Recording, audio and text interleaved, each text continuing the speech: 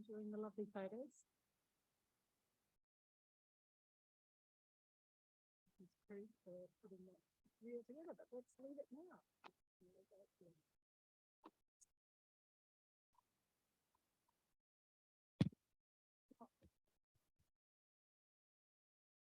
And that's on.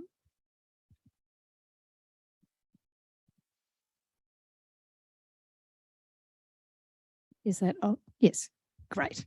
Okay.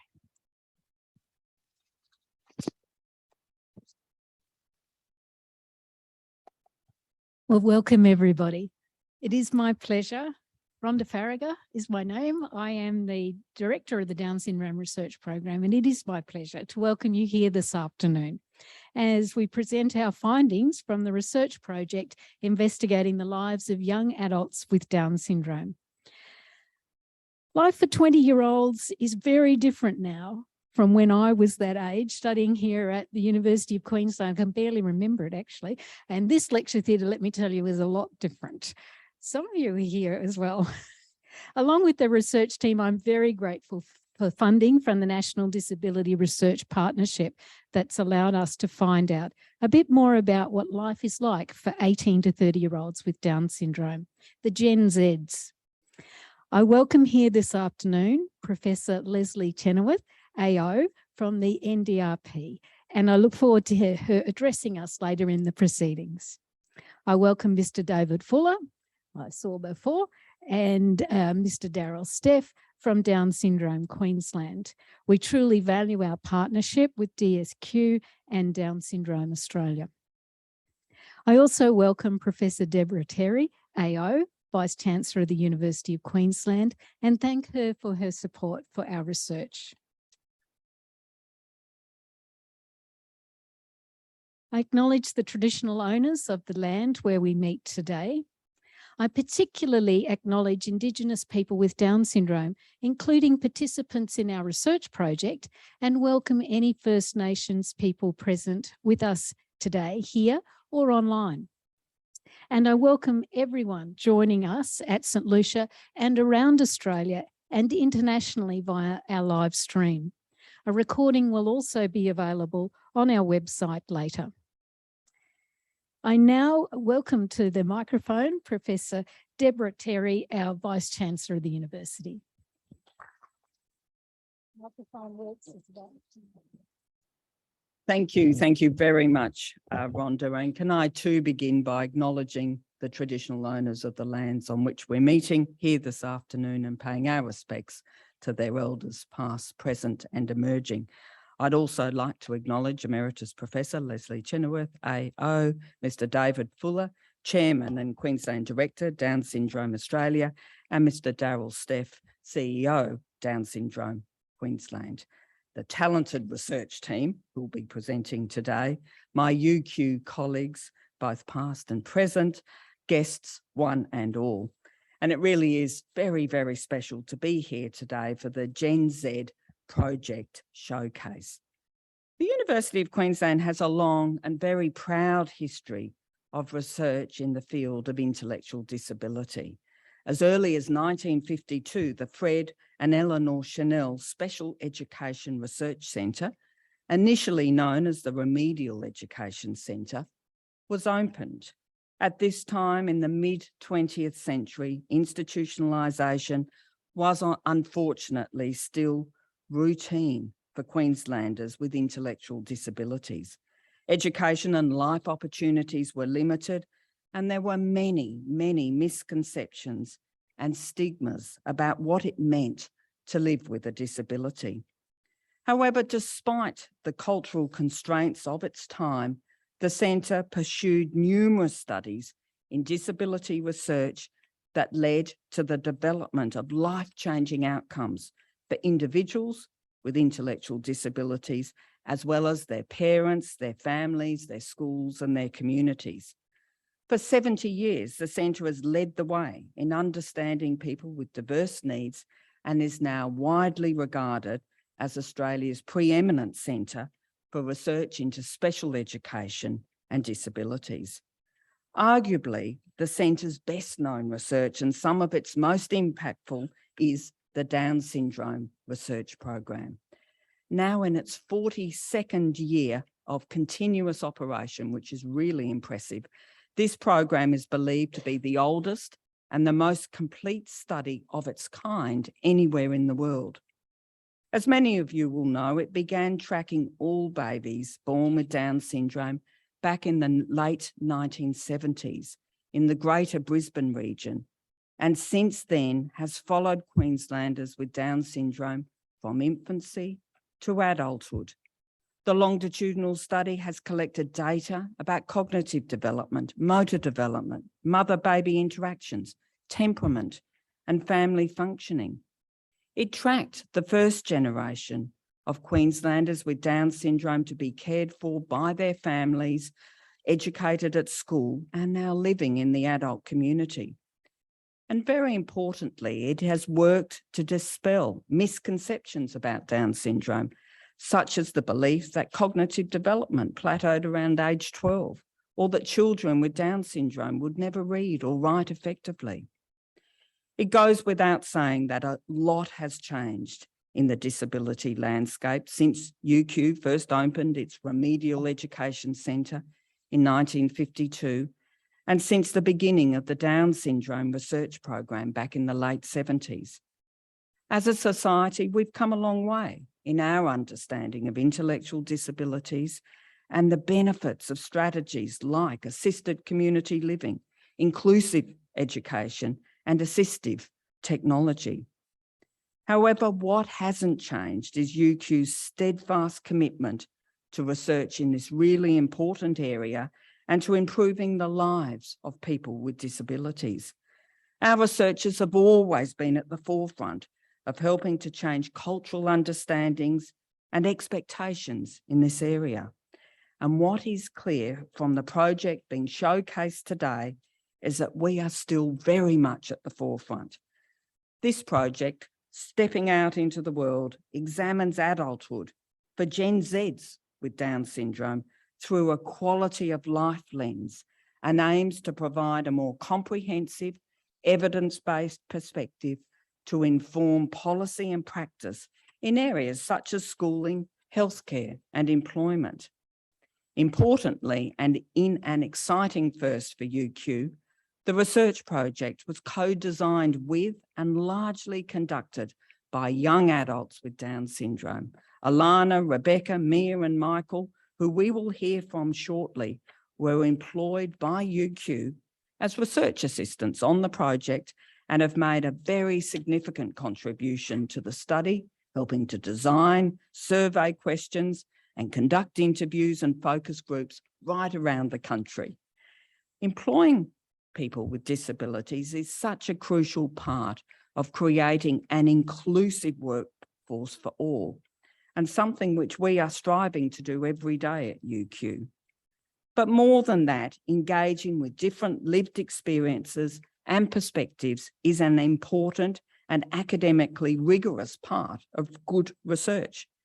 UQ's Disability Inclusion Group talk about applying the principle of nothing about us without us to all UQ business, meaning that decision-making and policy development should not be undertaken without the full and direct participation of members of the group affected by that work. And the very same principle should apply to our research. The Down Syndrome Research Program has always been a pioneering force, from conducting research at a time when Down syndrome was still very heavily stigmatised, to co-designing its research with adults with Down syndrome. It fills me with great pride to lead a university where such innovative and meaningful research is taking place. As a research institution, it's very important that we provide the underpinning data to help drive good policy. And I've no doubt that the data gathered over the course of this project will provide a really strong evidence base for the consideration of policymakers in Australia and around the world. I'll now hand back to Rhonda, congratulate Rhonda for her leadership, and look forward to hearing the research team present their findings. Thank you very much.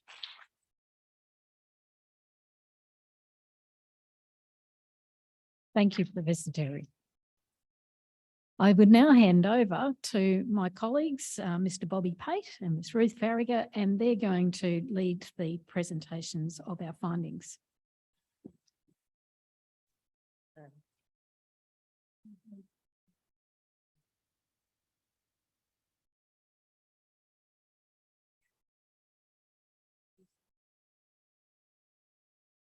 There are 4 people on our team. Wanda Francois, Jan Lord, Ruth Francois, and me, Bobby Pate. Ruth is now going to talk about the grant.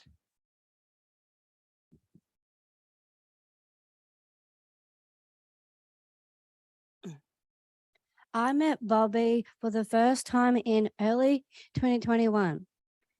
Rhonda and Jan were interested in what Jan said people with Down syndrome do with their lives. They invited us to help them. We met on a Saturday afternoon. We talked about what we do. We thought about what research we could do. We chose interviews and focus groups. We talked about what we could ask people. We wanted to employ research assistants with Down syndrome at UQ to do the research. We decided that Bobby and I would be part of the steering committee. We helped write the grant with Rhonda and Jan. We were very excited when we got the grant. We thank Professor Heather Zwaka, Executive Dean of the Faculty of Humanities, Arts and Social Sciences, and also Professor Tisha Morrell, Head of the School of Education, for supporting our project. Thank you for coming today.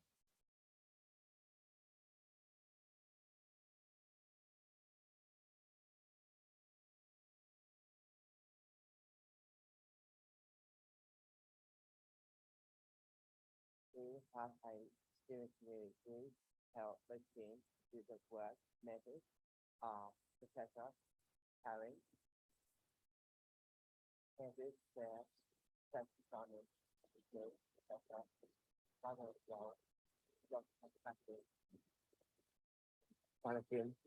Dr. Karen Bhavani, Dr. Anne Joplin, Rhonda, Jan, Ruth, and I.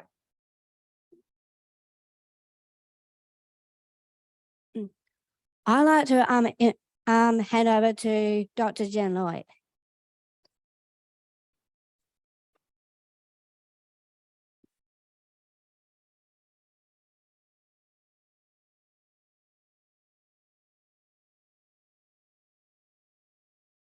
The team at Down Syndrome Queensland helped us to distribute the information about our project in our quest to find applicants with Down syndrome. We were originally going to employ 3 adults as our RAs, but we had 4 very strong applications, so we decided to include them all. The onboarding at UQ was automated, and this did throw a few challenges our way. However, we worked as a team and developed some strategies. One of the most effective was building a face-to-face relationship with the HAS HR team. They were extremely helpful. It was a very exciting day for all when everyone got their staff cards.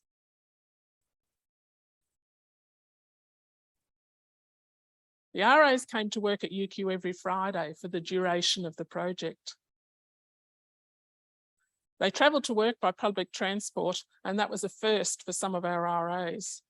Ruth met the team at the first day at Park Road Railway Station, and she brought them to the office. It wasn't long before they were confident, independent travellers. They really enjoyed the camaraderie of life on the campus.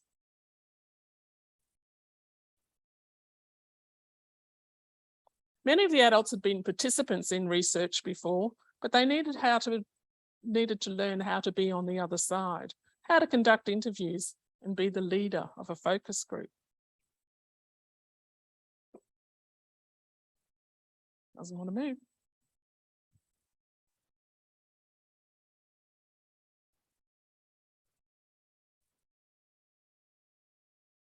We spent time on Fridays brainstorming ideas and role playing.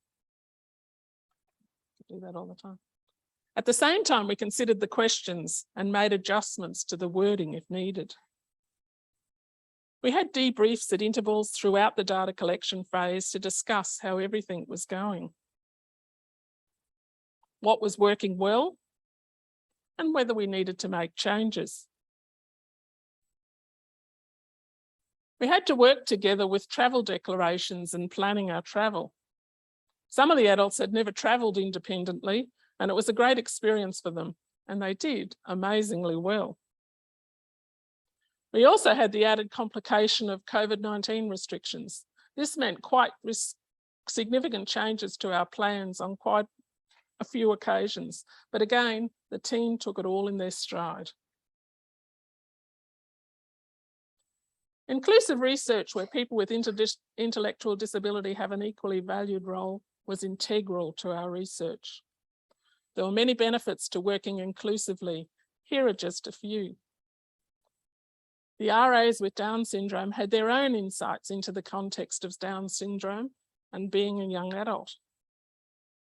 They were able to help us find participants. They were also able to put the participants at ease. They provided much needed knowledge of the popular culture of their generation, especially to do with social media. There were times when Rhonda and I were enlightened. They worked cohesively as a team, supporting each other. Just as any team, each person had their own strengths. We have nothing but praise for their commitment to the project. They were always so positive and willing to adapt when obstacles came their way. It helped us all build resilience and adaptability. So I think it's time for you to hear from them now. So I would like to pass over to our first RA to present for today, and that's Rebecca Flanagan.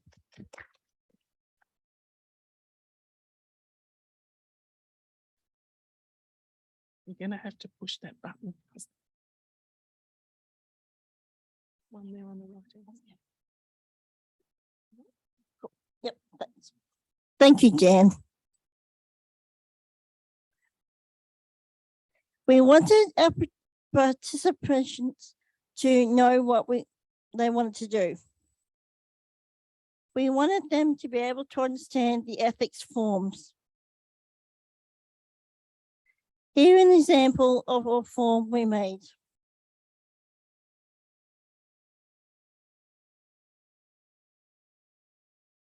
We took turns to read each line and change words that were too hard to understand. We took pictures of each other to put on the form. The pictures helped participants know what they would have to do.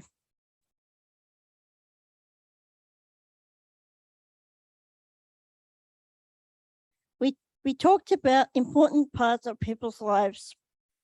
That was a lot of writing.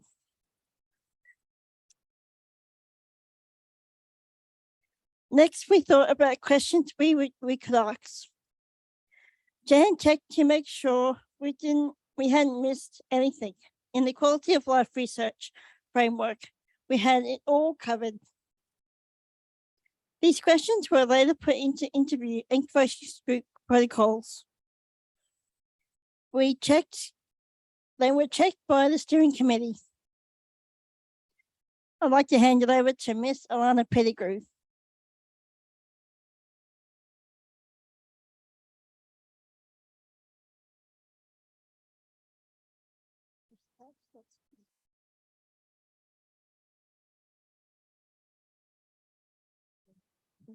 Thank you, Rebecca. Okay, here goes. Traveling to different states and places. We went to the Gold Coast. This is the picture of the plane. Alice Springs, Adelaide, Launceston, Hobart,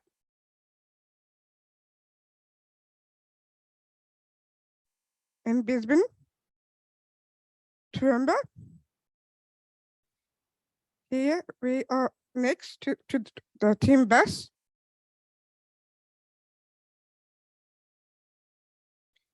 We liked interviewing and asking questions,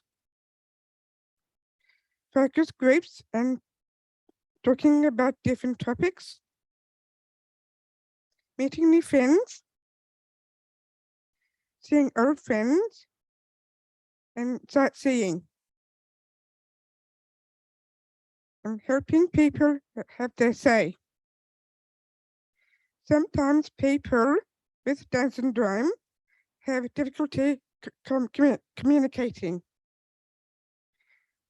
It is important to hear the voices as well. It is important to listen to everyone to find the special way to communicate. Some people use words, some use sign language, some use a mixture of both. In this photo, you can see that I use my hands. So the participant could choose the answer. Some use technology to communicate. They use iPads or phones to show photos and videos. And I'm now handing to Mia Johnson. Thank you.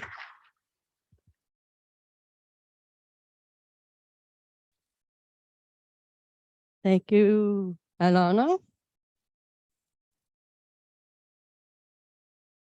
Starting to Alice's data.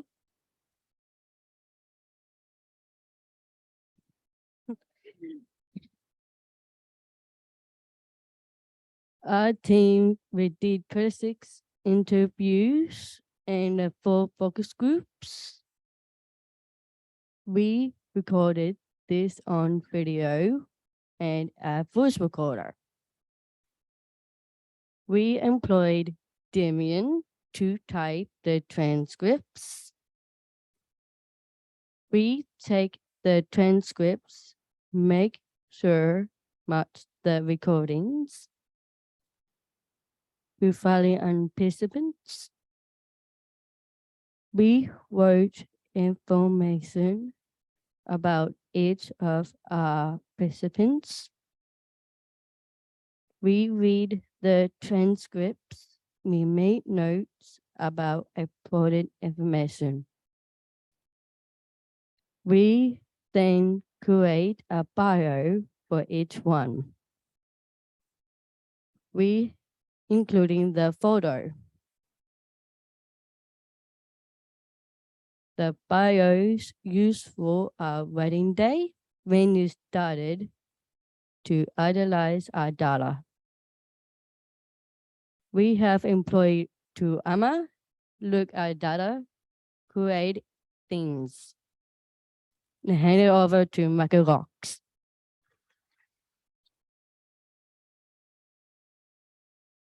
I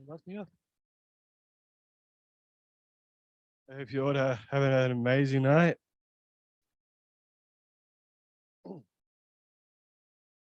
So we have done interviews and focus groups, but we also have had the opportunity to work with other parts of the community. We have had it. We've had the chance to do 2 conference presentations so far. What we have done is we recorded a video for the World Down Syndrome Virtual Congress in Dubai in October 2021. Elena and I stayed up into the middle of the night to answer a Q&A, a live Q&A. We also recorded another video for the World Down Syndrome Day held in the United Nations in New York City, March 2022. We recorded this from our homes when Brisbane was in the middle of their second or probably third flood. We also had a chance to speak to the ABC. We did a few radio interviews with them, which was quite fun. We had a lot of fun doing the interviews. We did interviews, we've done interviews in Brisbane and in Alice Springs. Can everyone hear me?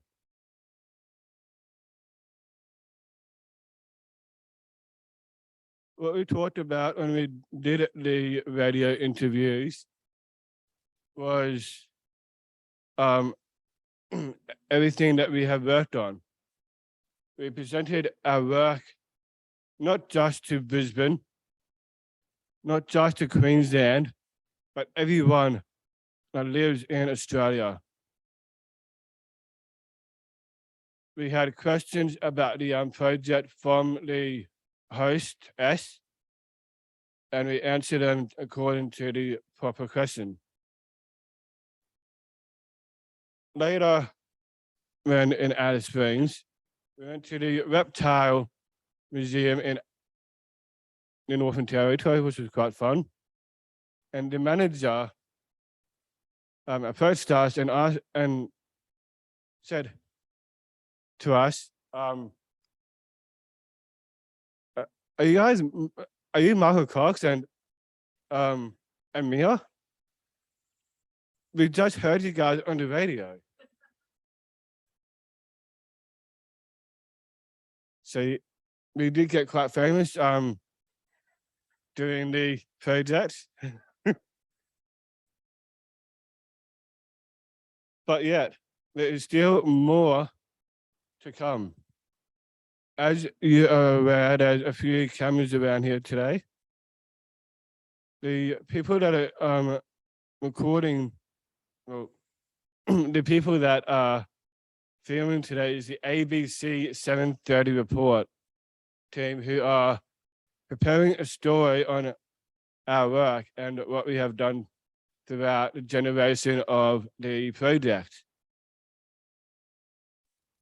We are also in the process of making a few podcasts, which will be pretty cool. I'm really excited about doing the podcast. We are also giving a presentation in October for the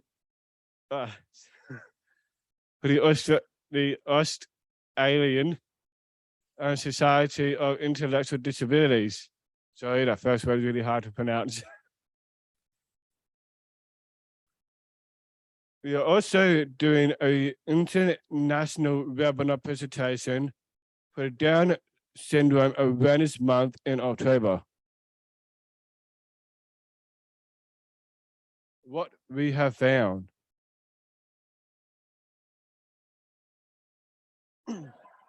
I am now going to hand over to a really important person who has really spearheaded this project. I'm going to hand it over to the wonderful, honorable Rhonda Farrington.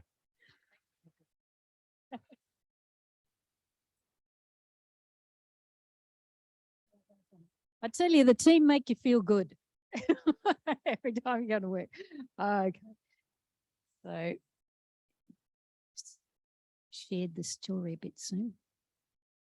In April of this year, we finished our data collection. We had interviews and our focus groups, we had transcripts, and we had an enormous spreadsheet of all our data, so much to explore. An interesting challenge for those of us who have lived in the Down syndrome community for years and very intensely for the last several months was to see with fresh eyes. We were very grateful that Dr. Emma Cook assisted with thematic analysis. So we have 4 themes to present, and I want to say at this point that we're using photos with permission. Our participants were really keen that their stories were their stories that came with their name and their photos, and we honour that. We were really, really thrilled at how pleased people were to share their story and their enthusiasm for their lives. So our first theme is Zest for Life. Make sure it's still coming. Yep. So this was one of those things that really filled us with joy, was seeing these fabulous people, and they had their own passions and interests. So while they were 26 people, they were 26 people, all with very different things. But there was a common interest in sport of various types. And here are some quotes, and I will leave you to read them, except, no, I will say them out, but please excuse my translation. If I had the audio, you would hear their lovely voices. The first one is lifting weights and core, power, muscle, remember, it's muscle, it's all muscle. You see, I needed to be taught a few things. The arts was very common. Media and technology. This one, my friend always texts me, and I do Siri. Siri helps me. I use the app for helping me when I got to say to people, my phone knows, I'm talking to it and it comes out words, it types it for me. Now, quite a few of them were talking about travel, and aren't we all dreaming?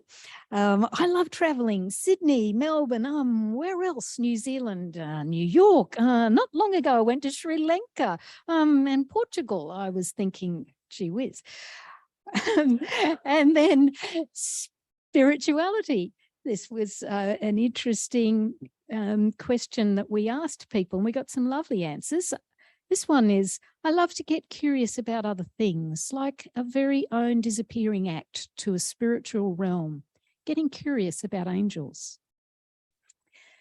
The other aspects of life, relationships and work and independence were common.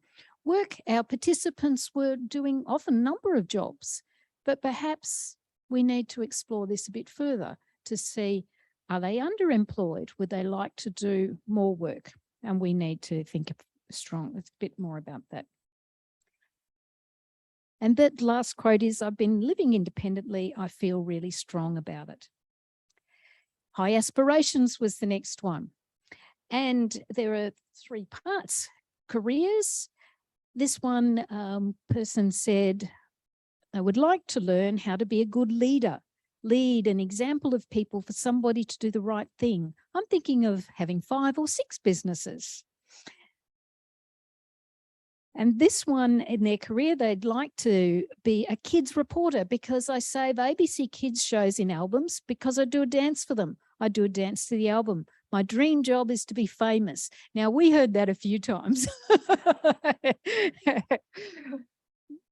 and then a desire for a romantic partner.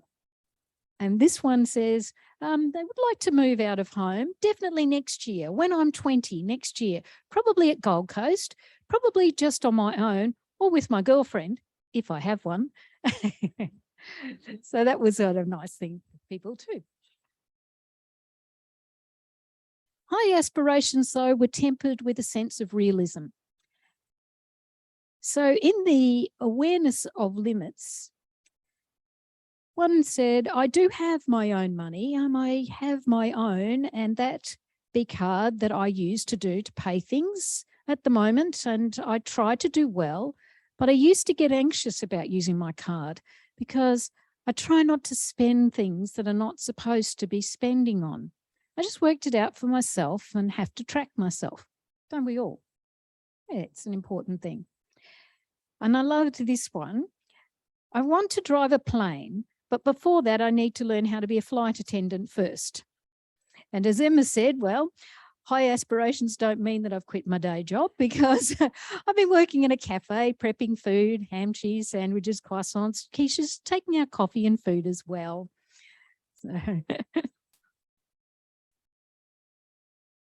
our final theme is dislike of being treated differently. We asked participants about school experiences, and many remembered being bullied, but some had been able to reframe this. I think this is a very interesting quote. This young woman said, "I got bullied in school. I did a short film about it, about bullying at school." A nice positive way to turn that experience around. There are experiences in social media, and this one, "I get people being mean or taking advantage a lot on social media, scammers, spammers, and all of them, even fakes. And I was attempted to be scammed last week." So this is, again, a common experience that happens to people in the broader community as well as the Down syndrome community. And in terms of community, I think this is a really lovely way of phrasing it, because I have a different language to them, this man said. "I'm not be treated the way I like to be treated."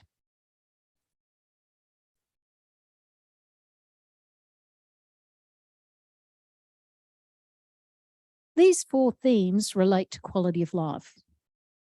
And there's a quote here that says, "It's very good, my life with my mum." Now, quality of life is an important framework in disability studies. All people, and especially those with intellectual disability, can live a good life full of meaning and purpose. Lives that have value and are valued by those around them are really something that those of us in the disability community know is something that is not only possible, it happens. But unfortunately, misconceptions exist in the wider community, and families are routinely given false and outdated information about Down syndrome. This has implications for decisions that parents are asked to make in a range of contexts, like prenatal testing, education, and healthcare. Down Syndrome Australia and locally Down Syndrome Queensland field questions and queries from families all the time, particularly around prenatal testing. In my work at the university, I would get calls and emails at least a couple of times a month asking whether the advice they're getting is the best advice. And we certainly need to be able to share the information about what lives these people are living, these fabulous, wonderful lives. Young people with Down syndrome expect to be treated with respect and dignity, but our findings are suggesting that low expectations and perceptions of incompetence persist. So we have more to do. Always more to do.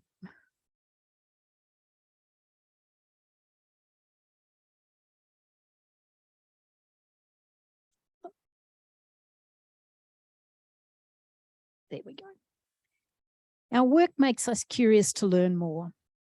We want to take a closer look at supports, the mechanisms of supports. In the interviews, we ask participants about feeling safe. There's a balance between keeping a person safe and having the opportunity to experience risk and learning to deal with situations. It could be that some participants were over-supported, but this needs more work to understand this complex relationship more deeply. We want to know more about the enablers that technology brings.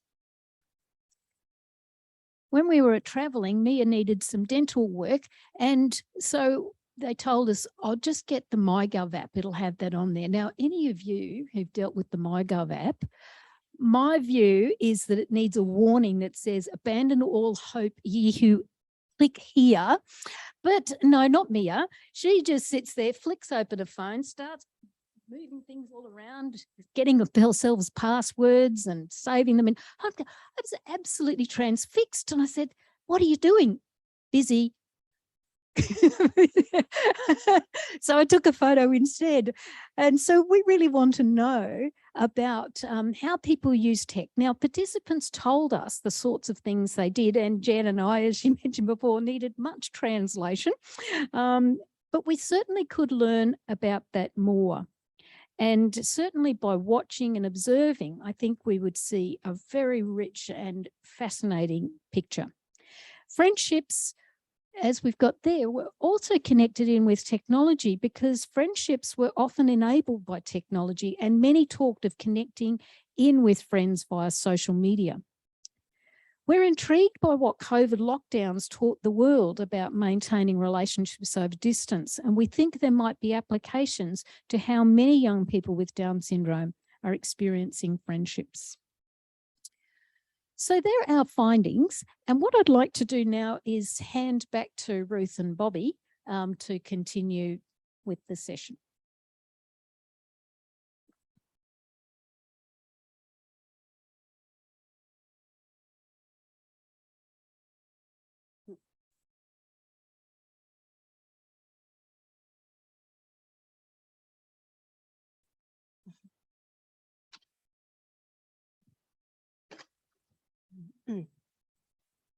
I like to hand over the chair project steering committee. I like to invite up Karen Ninkovic.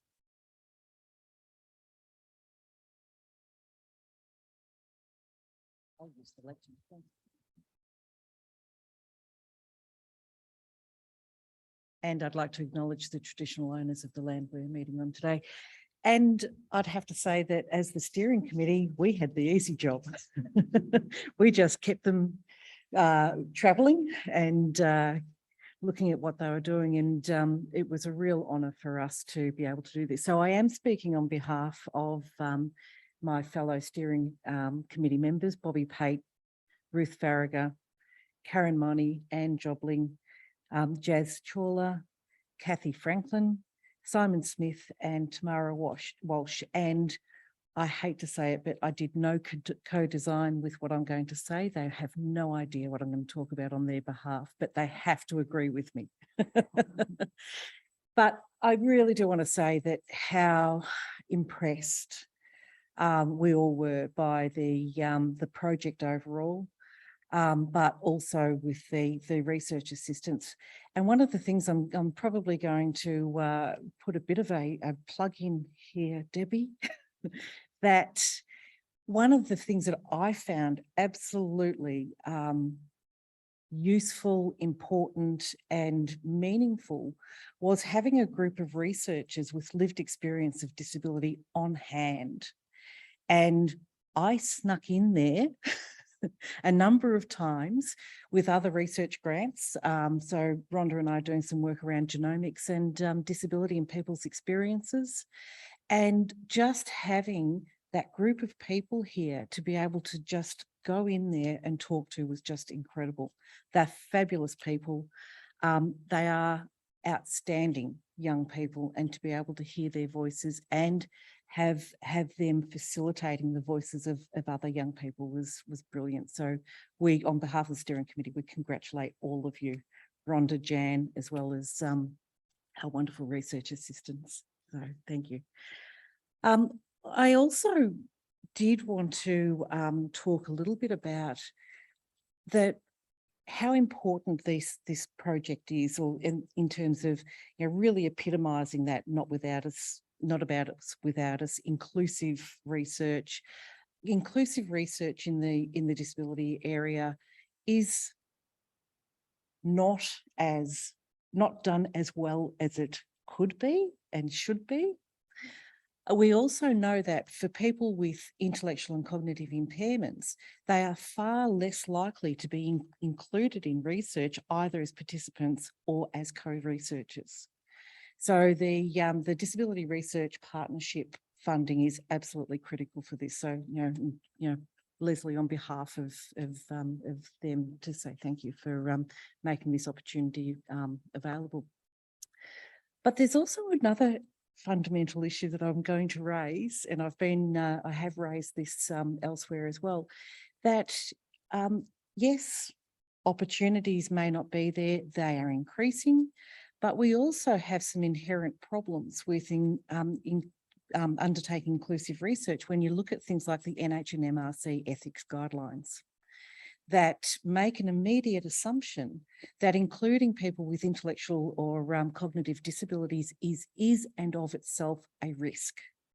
And therefore, if you answer yes to that question, that you're including people with intellectual and cognitive disabilities, it immediately goes to a whole range of questions about things like how are you going to assess their capacity. So a whole lot of questions that make the assumption that in and of itself involving these people in research is going to be necessarily distressing and stressful. And I took out one section, this must be the lecturer in me, that there's section 4.5.11. Leslie, got that one? Refusal or reluctance to participate in a research project by a person with cognitive impairment or intellectual disability should be respected. And what we probably should be having, if you're having a look at this research, here we have a group of people and a generation of people who want to be heard, who have something to say, who may not be using verbal language, who might be using sign language, who are able to make their views known, and, as Rhonda pointed out, want their photos shown and have no problems with their photos being shown because they're proud of what they have to say. So actually that question should be, if a person with a cognitive disability or an intellectual disability wants to be heard and wants to have something to say, then that should be respected. So I'm going to leave it at that. That's just my little rant on a Saturday afternoon. But to again, on behalf of the steering committee, to congratulate you on the project that you've done, recognising the enormous hard work that was put in by all of them, to know that in addition to Jan and Rhonda, we have acquired ourselves some new and highly respected colleagues. And we look forward to seeing where this goes in the future and what comes out of it. So thank you very much.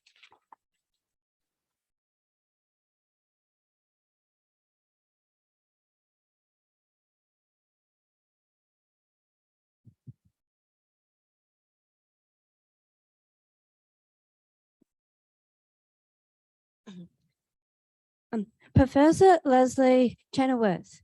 AO is a board member of the National Disability Research Partnership and has also co-chaired the NDRP, community of practice that has supported all the project teams, awarded funding in this grant round.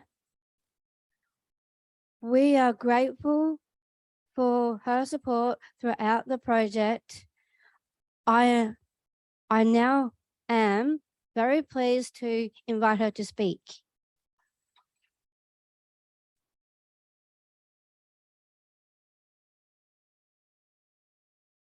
Thank you very much. I'm absolutely blown away by the calibre and the wonderful work that we've witnessed here this afternoon.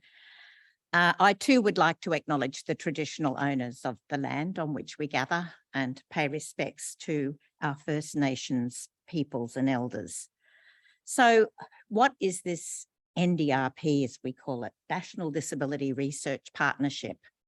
Well, as you've heard, a lot's happened in the disability sector over the last number of years, last decade. We've had a national disability insurance scheme. We've got a whole national disability strategy. But what we've, of course, not got is really good research to go alongside that.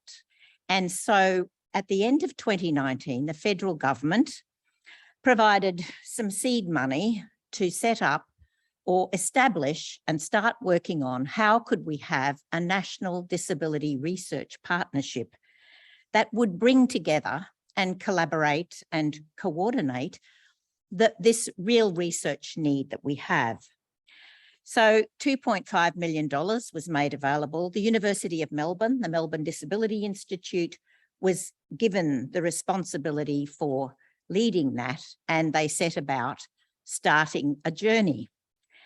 And it was the start of an extraordinary journey, I have to say, for the future of disability research in this country. The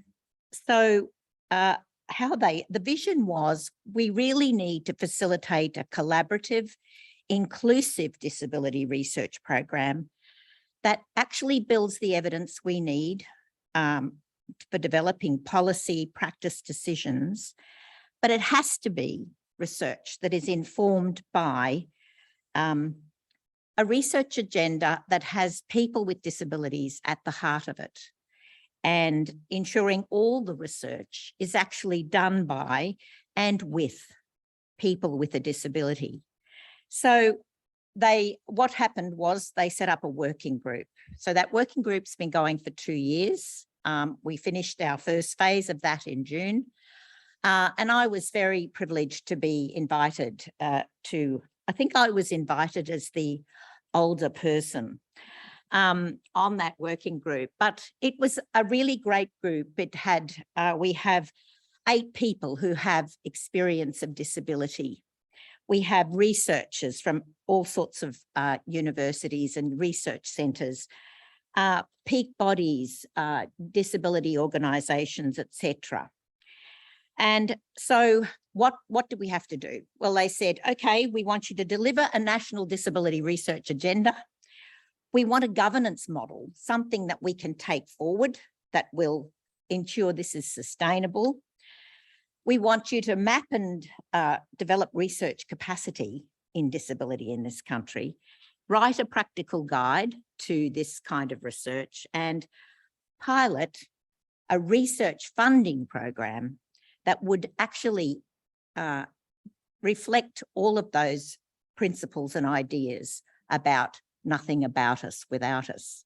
And so this project that this amazing team here at the University of Queensland was one of those funded projects.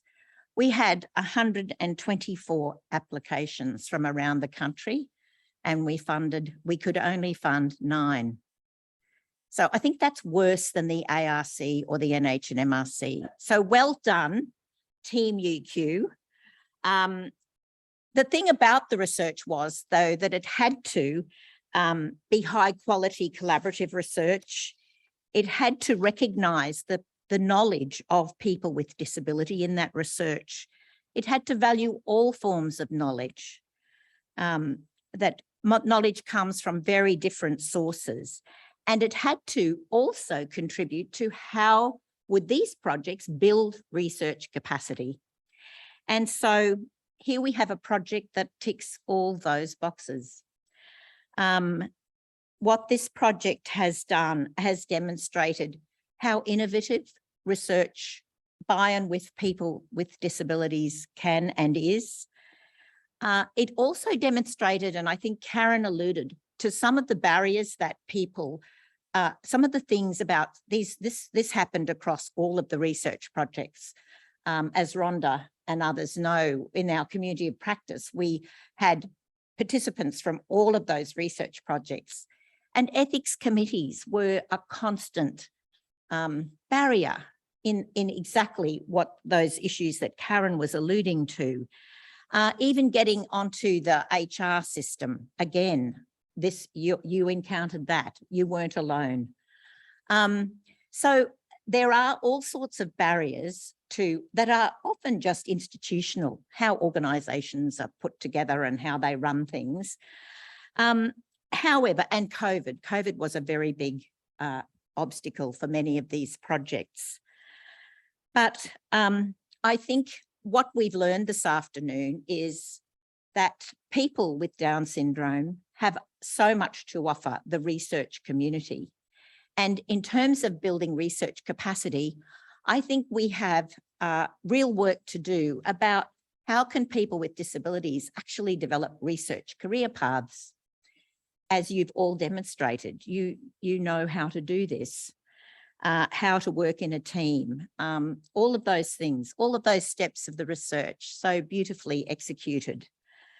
And I think the other final thing is that we need research that actually then impacts on policy and practice and how people's lives are in this country. And I'm happy to say that of the 9 projects, we've already had impacts, and yours is a project that has had big impact. We've had another project in the Northern Territory where the National Disability Insurance Agency has changed how it's going to assess people, Aboriginal people with hearing loss, because they had no clue how to do it. And how it was being done absolutely excluded those people. We've had a wonderful partnership with Indigenous researchers there as well. So where are we going? What's happening with the NDRP? We've had the first 2 years of establishment, and I'm very pleased to announce or let you all know, and some of you would know this, but that the federal government has committed a further $15 million to support this work for going through to 2024 to establish its own entity. So there will be an entity that is the National Disability Research Partnership. It won't be specifically in any university, but it will be, it will involve all stakeholders, people with disabilities, organisations, researchers, and indeed the whole community. So, and this has probably been one of the most exciting projects I've worked on in my career, that it's come, you know, at the end of my working career. But I think it is truly a great step for the nation. And I'd just like to congratulate this amazing research team and also to the University of Queensland for supporting this work. I think it's just exemplary. Well done.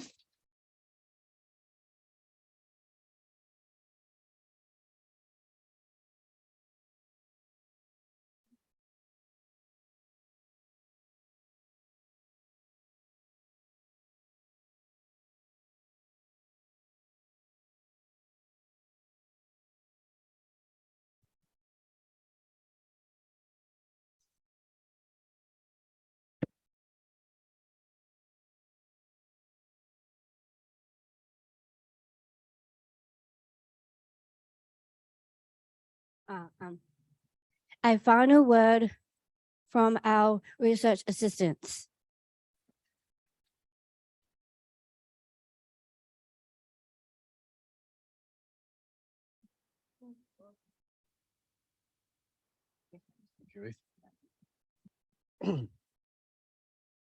We've all learned a lot on our journey here as research assistants, and we have a lot of good memories. We have learned a lot on our, we have also enjoyed our time here. Working alongside Rhonda and Jan has been really amazing. They're really good mentors. They're really good at their jobs. And of course, working alongside an amazing research assistant, and of course, Ruth and Bobby P have been amazing as well. So I just want to say thank you very much to Rhonda and Jan for this opportunity. And of course, I want to also thank the UQ University for giving us the opportunity to work in paid employment, which not a lot of people with disabilities have. So thank you very much.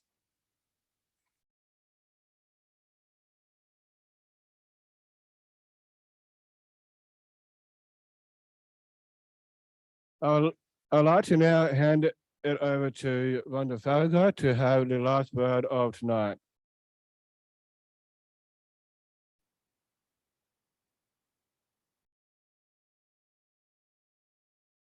Thank you. And I thank all the people who helped us put together this afternoon, but I won't be following that. Aren't they fabulous?